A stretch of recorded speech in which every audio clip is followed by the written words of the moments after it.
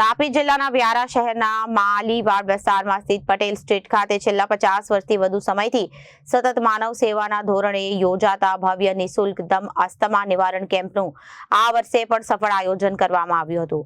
સમગ્ર ગુજરાત અને મહારાષ્ટ્રના વિવિધ શહેરોમાંથી અંદાજે 3000 જેટલા લોકોએ કેમ્પનો લાભ લીધો હતો.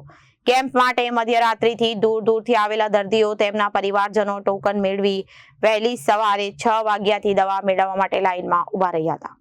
50 વર્ષ પહેલા વ્યારાના પટેલ ફળિયામાં રહેતા ફરદીન ખાન પઠાણના દાદા શ્રી દમ આસ્થમાની ગંભીર બીમારીથી પીડાતા હતા. તે સમયે એક ફકીર દ્વારા તેમને આ પરંપરાગત નુસ્ખો જણાવી અને માનવ સેવા માટે લોકો સુધી પહોંચાડવાની પ્રેરણા આપવામાં આવી હતી. ત્યારથી આ સેવા કાર્ય આવી રીતે ચાલુ છે. હાલમાં અઝદુલ્લા ખાન પઠાણ દ્વારા દર વર્ષે 7મી જૂને તાપી નદીમાં મળતી ગુગલી માછલી સાથે વિશેષ ઔષધીય દવા આપવામાં આવે છે.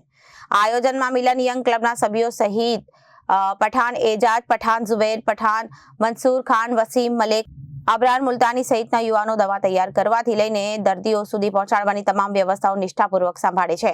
આ કેમ્પની એક વિશેષતા છે કે પણ સમગ્ર ભારતમાં આવા પ્રકારના કેમ્પ માત્ર 2 સ્થળે યોજાય છે, જેમાં એક હૈદરાબાદ, બીજો વ્યારા ખાતે યોજાતો આ કેમ્પ.